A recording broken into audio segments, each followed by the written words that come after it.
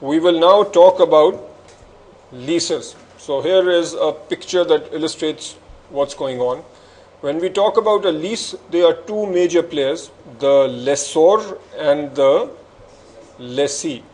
The lessor is the owner of the asset. So let's say that we have a company that owns lots of earth-moving equipment. So the lessor is the entity that actually owns the equipment, but the lessor leases the equipment to a lessee who uses the asset, and then in return for using the asset, the lessee makes payments over the lease term. So if it is a 3-year lease, then over a 3-year period, the lessee will be making payments to the lessor. A lease can be classified as an operating lease or a finance lease. In the US, sometimes the finance lease is also called a capital lease. The accounting treatment is different depending on how the lease is categorized, and we will see this later. First, let's talk about the advantages of leasing. And when we say advantages of leasing here, we are talking about a basic operating lease. From a lessee perspective, the lessee is the entity that is using the asset and then making payments. A basic idea with operating leases is that it is off balance sheet. What does this mean? One way of getting an asset is to pay for it. Now, when you pay for an asset, let's say you pay using credit, then you build a liability on your balance sheet, and you also show a asset on your balance sheet. When you show an asset on your balance sheet, what happens to ratios such as return on assets and so on? Those ratios become worse, because if your asset is going up, then return on asset is going to come down. If you borrow money to buy the asset, what's happening to your debt? That's going up. So your ratios that involve debt, such as solvency ratios, they will also look worse. So very often companies that can try to use off-balance sheet financing. So less costly financing, lease requires no initial payment. What this means is, with leases, you are simply making your lease payments. You don't need to make a huge upfront payment for the lease equipment. Leases typically pay less financing cost relative to the purchase on credit. Now you might say that instead of buying the asset, you simply borrow money, in which case you do not need to make that upfront payment. But then the advantage of leasing is that typically the lease rate tends to be lower than interest rate. Why? Because whatever asset you are leasing, that is collateral. If you don't make your payment, what can the lessor do? The lessor can just take the asset back. So often with leases, you can get a lower rate relative to borrowing. Reduced risk of obsolescence. Now you are using this earth-moving equipment, and after 2 years or 3 years, a much better piece of equipment comes into the market. If you don't own that equipment, you are not stuck with it. Because of leasing, you are simply renting it. So if that equipment is no more as useful as maybe some other newer equipment, you are not stuck with it. So reduced risk of obsolescence. Improves your leverage ratios compared to borrowing the funds to purchase the asset. I've already talked about this. Since we are doing off-balance sheet financing, your leverage ratios will be better with operating leases. And then this is a subtle little point. In some countries, what you can do is show a leased asset as an asset on your tax reporting side, but on the financial reporting side, you show a operating lease. When this happens, you have a synthetic lease. What's the advantage of doing this? If you can show an asset on the tax side, then through depreciation, you can reduce your taxes. All these items were from the lessee perspective. Okay, now from the lessor perspective, lessor might have a tax advantage by keeping the asset on its balance sheet. The other scenario might be that it might possibly be more efficient for the lessor to maintain the asset. So if you have a particular asset that requires a very high level of technical skill to maintain, then it makes sense for one company to own all those assets and then provide the maintenance. So this team of 2 or 3 highly paid engineers working for one company maintaining all the assets that have been leased out might be more efficient than every lessee having to pay for an engineer at their location. So there might be some efficiencies for the lessor. But generally the big advantage is for the lessee. Coming now to the two categories, finance lease versus an operating lease. What we have talked about so far essentially is an operating lease. The economic substance of the transaction defines the lease categorization. So finance lease versus operating lease, this is based on the economic substance of the transaction. If the risk reward associated with the asset are transferred to the lessee, the lease should be categorized as a finance lease. What is happening in a finance lease is that effectively the asset and liability comes on the balance sheet of the lessee, and we will see this shortly. There might be some leases where effectively the lease is like a sale. For example, US GAAP gives us some fairly obvious and useful criteria where if you have a lease where at the end of the lease the ownership is transferred to the lessee, that is almost like a sale. So if this holds, then the lease has to be classified as a finance lease or a capital lease, which is the same as a finance lease. Bargain purchase option. If the lessee has an option to purchase the asset at a very low price at the end of the lease, that's also a bargain. Lease term 75% or more of useful life. So if the lessee is using the asset for essentially most of the life, then that also is like a sale. Present value of lease payments is 90% or more of the fair value of the leased asset. So any of these conditions hold, we need to classify the lease as a finance lease or capital lease. US GAAP gives these clear criteria. IFRS says that it depends on the economic substance of the transaction, and then gives some guidelines that are fairly similar to what you see here. As you might imagine, lessor generally prefers a finance lease. Why? Because from a lessor perspective, with a finance lease, the asset goes away from his balance sheet onto the lessee's balance sheet, and a lessee prefers operating leases. So most companies would prefer not showing the asset on their balance sheet. Let us now get into the reporting, and we'll first take the lessee perspective, then we will take the lessor perspective. Okay, now operating lease from the perspective of the lessee. Anything recorded on the balance sheet? No, it is an operating lease. Effectively what is happening is that the lessee is saying that every period I will make a payment. So that is a lease payment, it is like a rental.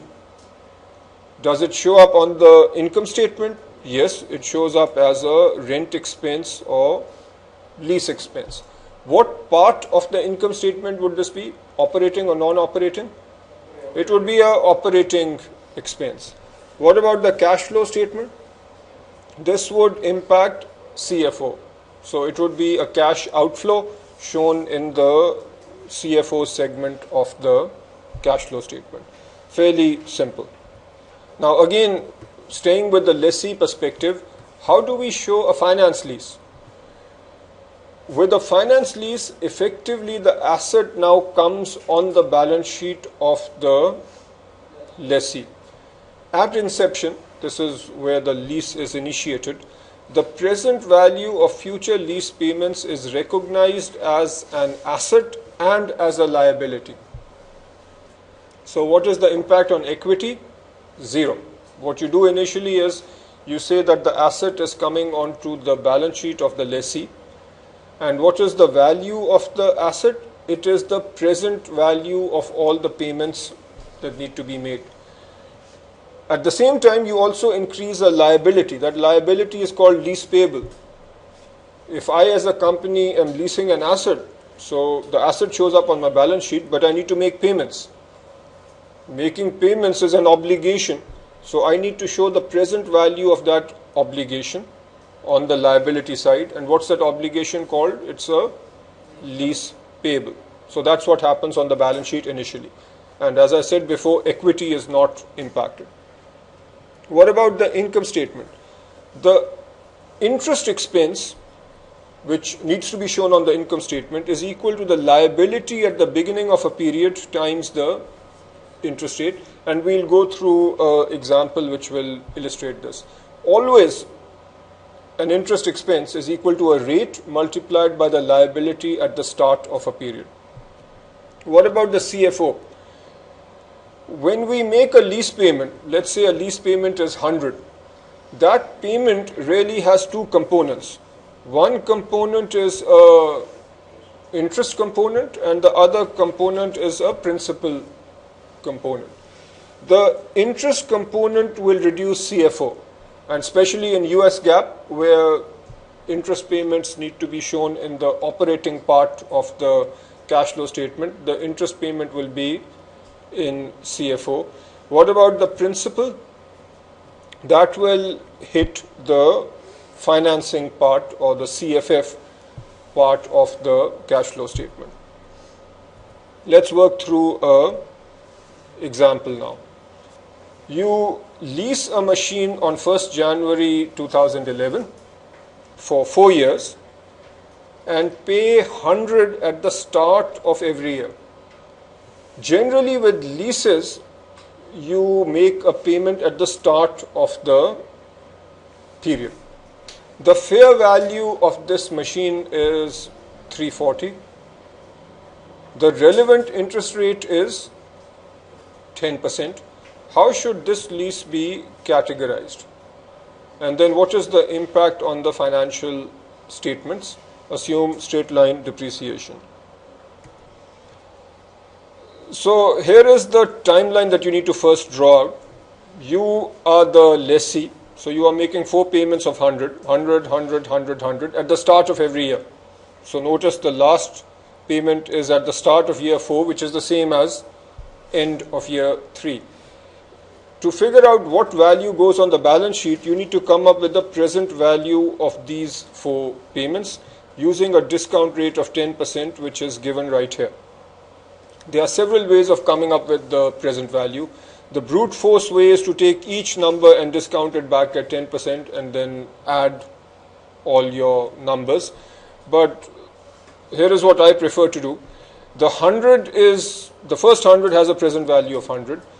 We can take these 3 payments and find their present value using a calculator. So N is 3, payment 100, interest rate is 10%. FV is 0 because other than the 100 we don't have anything else. You compute the PV, that's 248. This 248 represents these 3 payments. When you combine the first 100, then the present value of the 4 payments becomes 348. So what do we show on the balance sheet? We show an asset equal to 348 and we show a liability or lease payable also of 348. Now clearly this is a finance lease. Why? Because if the fair value of the machine is 340 and you are effectively paying 348, then so you are actually paying more than the fair value. This is clearly a finance lease. Alright, now this is what you record upfront. What about the cash flow statement? Initially on the cash flow statement you are just going to show the payment of 100. What about the income statement? There is going to be a certain interest expense over the year. Now here is what you will show on your financial statements over the years. First you need to do something called a lease amortization.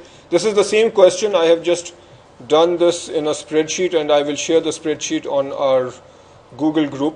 But here's what's going on. Remember I said you initially create an asset and a liability. The lease started in 2011, 1st January. What was the initial carrying amount? Before you made any payment, it is 348.69. Now, what do you do with the asset? You depreciate. So you have an asset for 4 years. Does it make sense that you depreciate it down to zero? Why? Because at the end of 4 years, what's going to happen to this asset? You will return it to the lessor. So at the end of 4 years, the value needs to be zero. So what do? You depreciate straight line over 4 years. So where is this 87.17 coming from? It is simply this number divided by 4. And then you have a carrying amount which eventually comes down to zero. I did this on Excel, so there is some rounding error. Okay, what about the lease liability? Initially, the lease liability is 348.69, which is the same number as the asset. But then immediately after recording the lease liability, you as the lessee make a payment of 100. So what does that do to the lease payable? The lease payable then becomes 248.69. Now the interest expense for the year, should it be based on 348 or 248? It should be based on 248 because that's how much you owe. That's the amount that the lessee owes at the start of the period.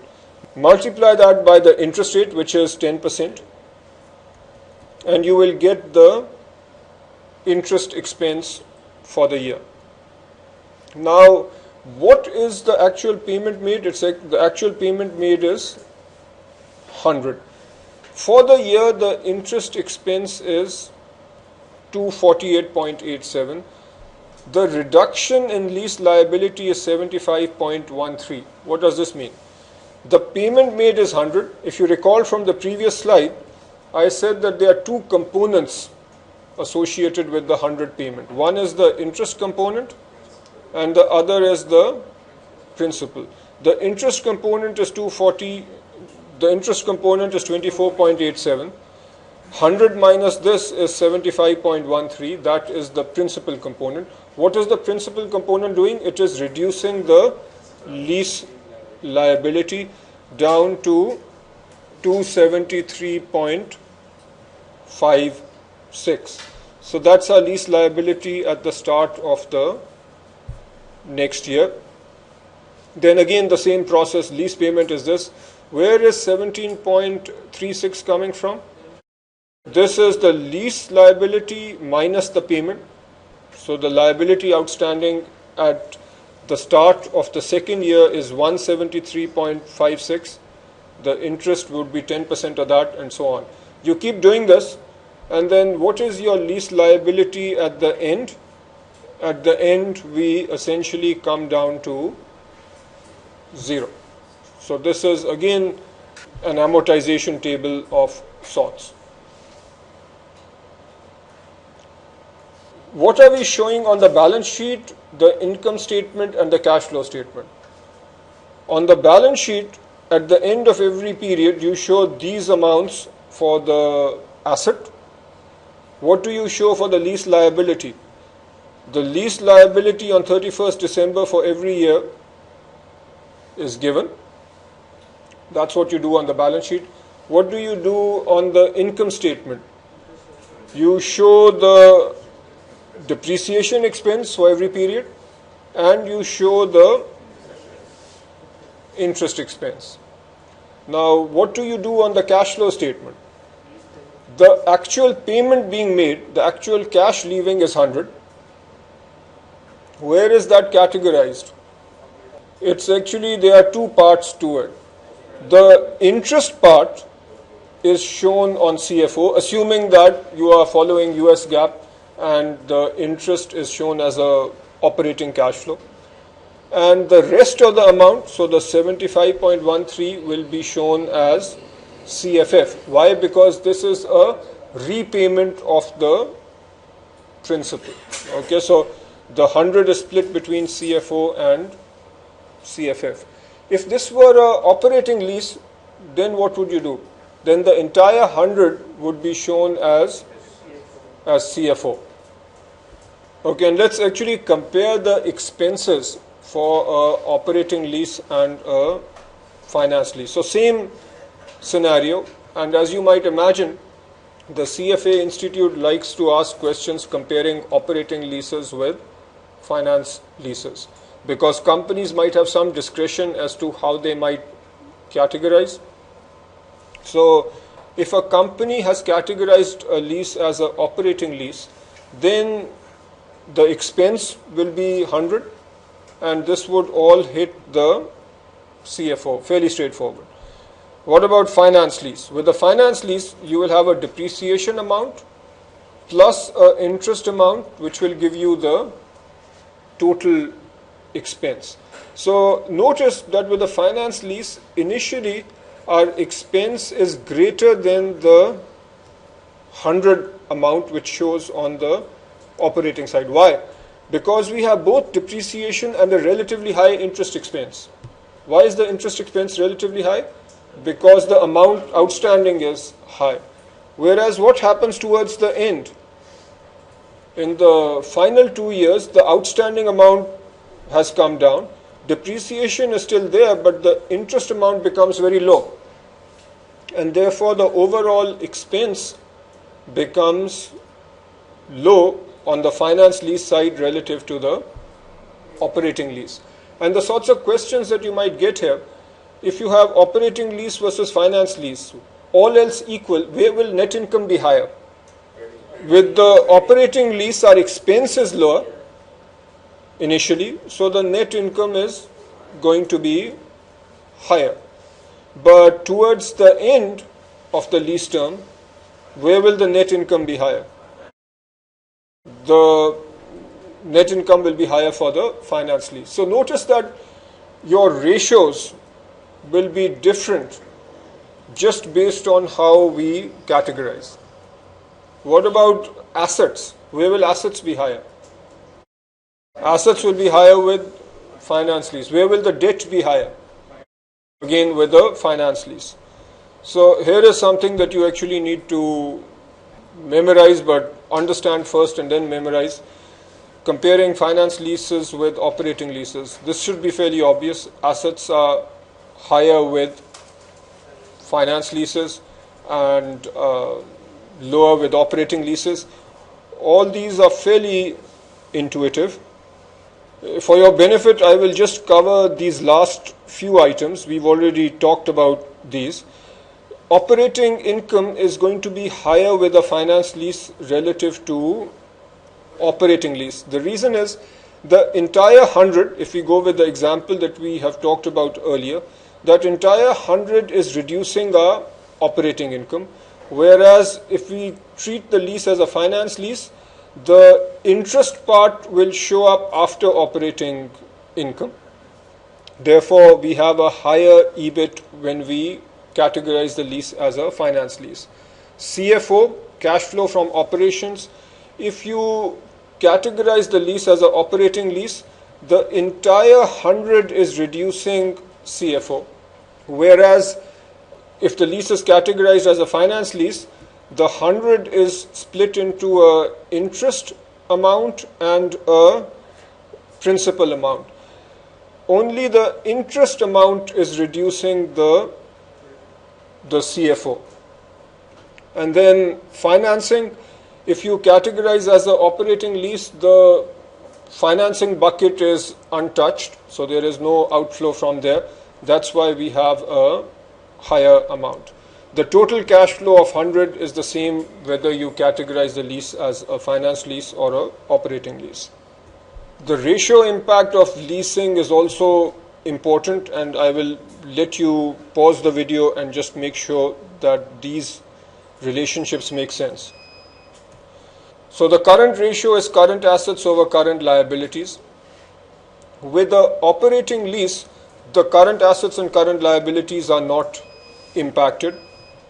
What about with a finance lease? The current assets are not impacted, but current liabilities will be higher because you will have lease obligations, and the current part of the lease obligations will increase the current liabilities. So overall your ratio is going to be lower, briefly. So our current ratio is current assets over current liabilities. With operating lease, both these numbers don't change. With a finance lease, the current assets stay the same, but the current liabilities go up because the short-term part of your liability or your lease obligation goes up, so the ratio is lower. Working capital is essentially equal to your current assets minus current liabilities. Current assets are staying the same for a finance lease. Current liabilities going up, so the ratio is low. On the operating side, there is no impact to the assets or liabilities. Asset turnover is sales divided by assets. Sales are the same under both methods. Assets will be higher with a finance lease, therefore the ratio is lower. Return on assets is net income divided by assets. As we just saw, the net income for the finance lease in the early years is going to be low. Assets are going to be relatively high compared to an operating lease, so the ratio is lower. Return on equity, net income over equity. Net income for a finance lease in the early years is relatively low. Equity is roughly the same because assets and liabilities go up by the same amount, so the ratio is lower. Debt over assets is slightly tricky. For most companies, the debt will be lower than assets. Let's say that for a company, the debt is 50, the assets are 100 before taking on the finance lease. So our debt to assets ratio is 0.5. Then we take on a finance lease where the present value is 10. So our assets and liabilities both go up by 10. We will then have 60 over 110, and this ratio is 0.55 roughly, which is higher. So the ratio becomes higher, which means that our leverage situation is worse because we have more debt per asset. And then debt to equity is also higher because our debt has gone up when we do a finance lease, but our equity is roughly the same because both assets and liabilities go up. Now we move to the lessor side. Everything that we've discussed so far is from a lessee perspective. Now we will talk about a lessor. With an operating lease, the lessor will record the revenue when earned. So what is the revenue for a lessor? It is the lease payments that the lessor is receiving.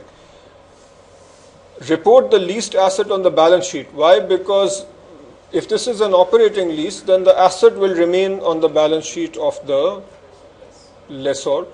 The income that he is getting is essentially a rent on that asset. And the expense will be the depreciation of that asset. Since the asset is on the lessor's balance sheet, obviously the asset has to be depreciated. With a finance lease, the first question is how do you categorize? And we go with the same criteria that we discussed earlier, plus we connect with the revenue recognition criteria that we talked about in the reading on income statements. Remember, there was a segment there on leases. So we also look at the revenue recognition criteria. Now with a finance lease, in the US GAAP world, we can either categorize a finance lease as a direct finance lease or a sales type lease. With IFRS, we only have a sales type lease. A lot of people get confused about this, but if you pay attention, the concept is fairly straightforward. Remember though that we are talking about a lessor. This is the entity that owns the asset. But if we have a finance lease, this essentially means that the lessor is going to sell the asset to the lessee. Now before I get into the terminology, here is a really basic point. When the lessor sells the asset, there are two possible scenarios. Either the selling price is equal to the book value. Obviously, if the asset is on the balance sheet of the lessor, it will have some book value or carrying amount. Let's say that the book value is equal to 100. Now it is possible that the selling price, and the selling price here would be the present value of all the lease payments. So one scenario is that the present value of the lease payments equal the book value. The other scenario is that the selling price, which is the present value of the payments, is greater than book value. Okay, these are the two scenarios. If you have the first scenario where the selling price is equal to book value, then we say that we have a direct finance lease. This is called direct finance lease because the lessor is purely making money based on financing. The book value is 100. The present value of all the lease payments is 100. So is the lessor making money? Yes, but that money is purely coming based on interest payments, purely based on financing. So that's why in the US GAAP world, this is called a direct finance lease. What does the lessor record on his balance sheet when this happens? The lessor records a lease receivable. So the asset is sold and a lease receivable is recorded. So what happens on the balance sheet? The asset is removed and what is added? The lease receivable. And the lease receivable is equal to the book value of the asset, so there is no change in equity, there is no profit recorded upfront. The other scenario is where the present value of lease payments is more than the book value. So let's say that the present value of lease payments is 120. Now what will happen initially? The lessor is removing an asset which has a book value of 100 and the lessor will receive a present value that is 120. Now of that 120, 20 is going to be shown as a profit on the sale because that present value is more than the book value. That's what people do when they sell. When they sell, if the money that they receive is more than book value, that difference is the profit. With a sales type lease, money is being made in two ways. One is the profit because the present value is more than the book value. And then the other way of making money is the interest revenue. So as I mentioned earlier, this distinction is a US GAAP distinction. IFRS says that we only have sales type leases. If you say sales type lease where the book value is equal to the selling price, then how do you think IFRS will deal with this? IFRS will simply say that the profit is zero. And if the profit is zero, then how is money being made? It's simply being made on financing. Alright, now what about the accounting? This is the same example that we saw earlier. Now you are the lessor. You lease a machine for 4 years and now you receive 100 at the start of every year. So this is the mirror image of what we talked about earlier. Okay. The interest rate is 10%. What are the accounting entries assuming this is a direct financing lease? Okay, now lessor perspective and lease receivable. Initially, how do you record your lease receivable? It's the same amount that we saw earlier. Where did this number come from? Present value of the 4 payments of 100, where the first payment is at time 0. Then the lease payment of 100 comes in on day 1. How do you come up with your interest income for the year? What is your lease receivable immediately after you get this 100? It's 248. So what is the interest income for the year? It is 10% of 248, which is this. Now that money that you receive, the 100 that you receive, this has 2 parts. One is your interest income now, and the other part is the principal, which is reducing the lease receivable. So the lease receivable at the end of the year is reduced by this amount and becomes this amount. What you are looking at here is material from my spreadsheet where all I did was a cut paste and then I changed the headings. And again, I'll post this on our group. But effectively, what do we have at the end? the lease receivable is down to 0. So as you receive payments, eventually you come down to 0. What are some basic disclosures? Lease disclosures show payments under both capital and operating leases for the next 5 years and after that. So you will see obviously capital lease related information on the balance sheet, but then there will be lots of details in the disclosure showing over the next 5 years what are the payments, after that what are the payments. Do you think operating leases need to be disclosed in the footnotes? They do. So even though it's off balance sheet, but in the disclosures a company needs to specify what are the operating leases and what are the terms and conditions under which those operating leases exist. You as an analyst can then take that information and then say, what if the company had capitalized these leases? Is that something you can do? If you look at operating leases and you believe that the company really should have capitalized, what can you do?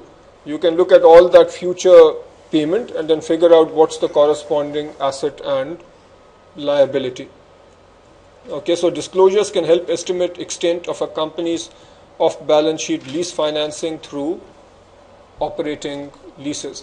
Is it conceivable that a company is showing really good efficiency in terms of net income over assets, which is ROA, but then when you look at the disclosures, you can find out that the company has lots of lease obligations, right? Then suddenly the picture might not look as rosy. If you want to get into details, look at example 11, but I don't think this is overly testable. It is just a very detailed example in the curriculum on disclosures.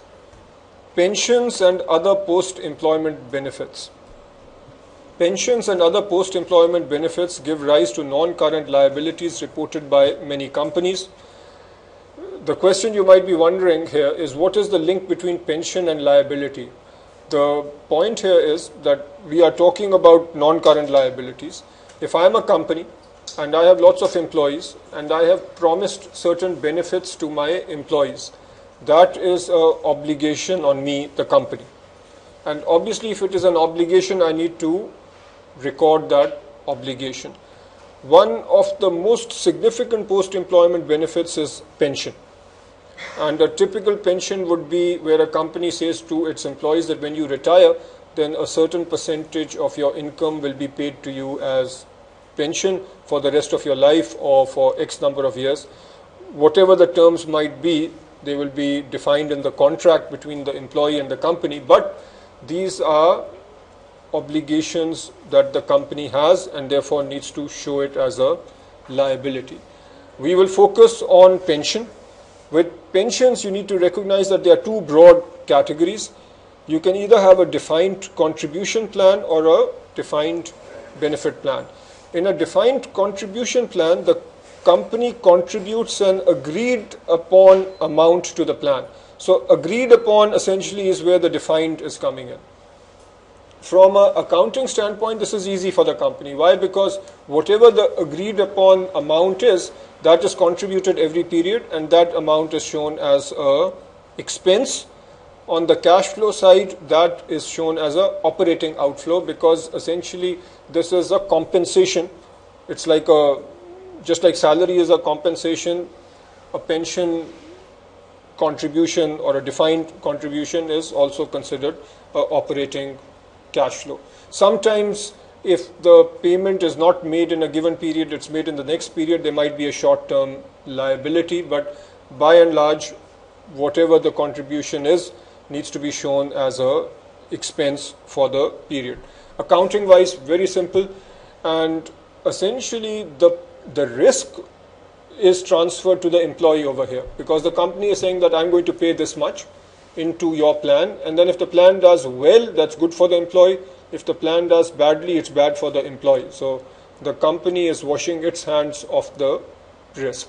And just as a general point, these plans are becoming much more popular worldwide relative to defined benefit. In a defined benefit plan, the company makes promises of a future benefit. So the company is saying that when you retire, we will look at your salary and give you a certain percentage of that salary. That's just one example of a future benefit. So the company is promising a benefit. And here we don't know, or the company doesn't know what that benefit will be, because we don't know what that final salary will be. We don't know how long that person will live for after retirement.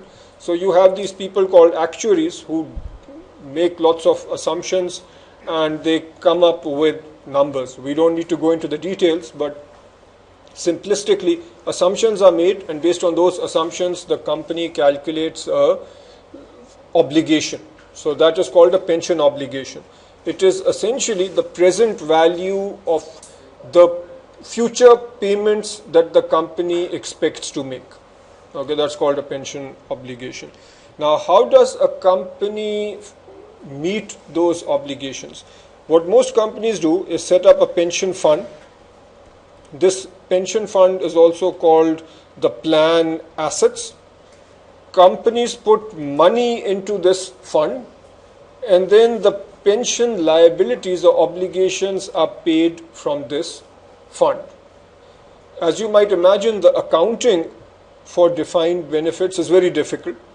And from an analyst perspective, when you look at balance sheets and income statements, you need to be able to interpret what companies are doing.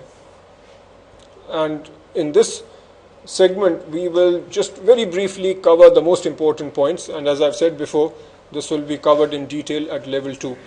An important concept is that of funded status. As I just said, plan assets, these represent the fund that the company creates in order to meet the future obligation. The value of that fund, let's say, is 100. Now that fund might consist of stocks, bonds, other investments, but it will have a certain value today. That value is the value of the plan assets.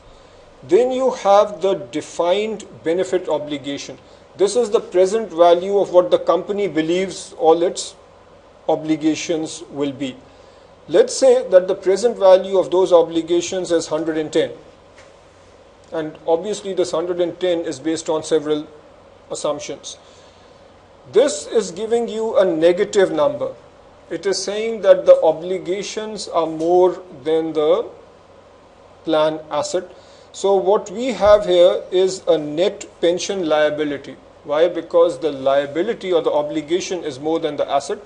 So you have what's called an underfunded plan, or you have a net pension liability. Most companies that have pension plans are in this situation.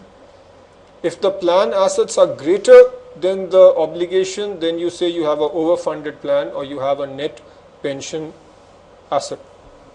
Now, this is an asset or a liability, so it is reported on your balance sheet dates. Let's say you have a pension liability that is, the liability is 10 at the start of the period. End of the period, the liability goes up. When the liability increases, is that expense? Yes, it is. Increase in liability is a expense. Now, that expense or that increase in liability needs to be shown either on the income statement as a loss or an expense, or in OCI. Remember when we were discussing OCI, one of the components had something to do with pension. Now this is a fairly complicated area which we will discuss in level 2, but when your pension obligation increases, then some part is shown in the income statement, some part is shown in OCI, and I really don't think you need to know the details right now, just recognize the high level picture. The pension expense under IFRS has 3 components: employee service costs, net interest expense or income, and remeasurements. Very briefly, if a company has a pension plan, then most of those pension plans have something to do with how long people work, and people sort of earn their pension benefits based on their work, how much time they've spent with the company. So the change in the pension amount based on people working, that is called the employee service cost. The interest expense is a pension obligation at the start of a period multiplied by a rate. And if you think about it, how is interest expense calculated? It is the liability at the start of a period multiplied by a rate. If pension obligation is a liability and you multiply that by a rate, you will get a certain expense. And remeasurements I will skip, you really don't need to know that at this stage. Under US GAAP, you don't have 3 components, you have 5 components. So notice that I'm skipping over a lot of details here because I know that you will have to worry about them at level 2. Here, you just need to know the basics, and let's see if you can do this example. What we have here is a pension obligation is equal to 100. The plan assets are equal to 90. So, do we have a net asset or a net liability? We have a net liability equal to 10. So, under both US GAAP and IFRS, on the balance sheet, we will show a net pension liability of 10. And then in the footnotes and disclosures, there will be lots of detail about where this 10 comes from. Okay, coming close to the end of this reading, evaluating solvency. Now, all these ratios should look familiar. What is solvency? It is the ability of a company to meet long-term obligations. That's what we've been talking about over here. Long-term debt, long-term obligations, long-term liabilities. How do you evaluate whether a company will be able to meet those obligations? You look at 2 kinds of ratios, solvency ratios and coverage ratios, and you've seen these before. Debt to assets, debt to capital. So all these ratios are given here. You've seen them before.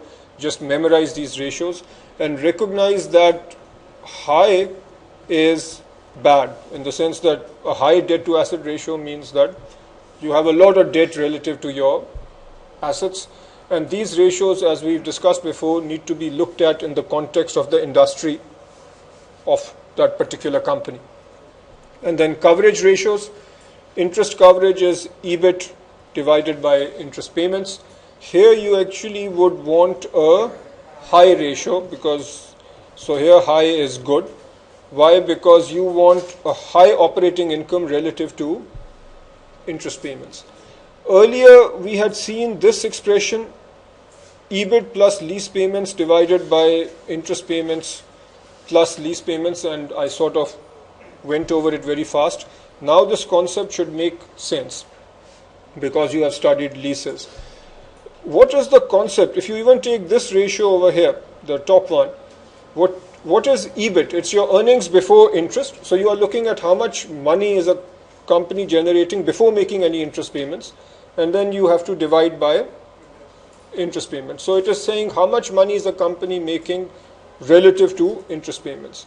If you think about lease payments, are lease payments an obligation just the way interest payments are an obligation? They are. But is the lease payment included in your operating expense? It is. All right. So what you want to see is how much money are you making without counting that lease payment. Without counting the lease payment, you then add back the lease payment to your operating income, and then you divide by your obligation. What's your obligation? It is the interest payments plus the lease payments. So conceptually, both these ratios are very similar. You use this ratio when you have a lot of lease payments. All right, that brings us to the end of this reading. I'll just summarize the main points. We talked about bonds. With bonds, what are the most important points? You need to recognize what to do when a bond is issued. You can either have a par bond, a discount bond, or a premium bond. The relationship between the coupon rate and the effective interest rate is critical. If the coupon rate is high relative to the effective interest rate, then you have a premium bond, because what is happening here is the investor is getting more money relative to the effective interest rate, so he's willing to pay more for the bond. If this is less than, then we'll have a discount bond. Amortization refers to the process where we bring the value of the bond down to par value, and you need to understand what's happening with the interest expense, and you need to understand how the coupon payments are being categorized. Then we talked about leases. You need to understand that there is a lessee perspective and a lessor perspective. The lessee is the entity that is using the machine. You should learn the advantages of leasing, and this is more from the perspective of operating leases. And then the accounting for operating leases and finance leases. Understand those tables that I presented. Pensions I don't think is overly important at level 1, but just know the basics. I think the most important point is the concept of the funded status, or whether a company has a net pension liability or net pension assets. These are shown as a single line item on the balance sheet, and then the details are given in the footnotes. And then solvency, you need to know the ratios. You see the ratios here, and you've seen the ratios in earlier readings. Go over the curriculum summary, do the learning objectives, just see the learning objectives and make sure that you can say something sensible about each one of them. Examples in this particular reading I think are fairly difficult. If you have time, you can go through the examples, but if you don't have time, then definitely do all the practice problems in the curriculum. They are exam type questions, and then do practice questions from other sources as well.